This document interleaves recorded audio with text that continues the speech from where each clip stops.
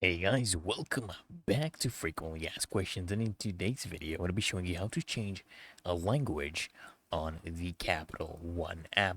So if you want to change your language, all you do is you want to sign into online banking or in the app and go and select the account and feature settings from the drop down menu in the top right corner, okay? Click on the account and settings feature, okay? Account and feature settings. Then what you're gonna guys do is you wanna select the pencil icon, which will be next to the online viewing, to basically change the language that you use to view your, online banking on Capital One app.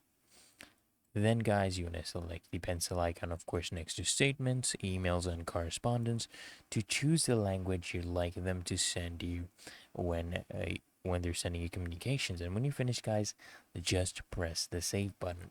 It's really that easy and simple. So I hope this video helps you out, guys. And if it does, consider smashing that like button as well as subscribing to frequently asked questions. And I'll see you in the next one.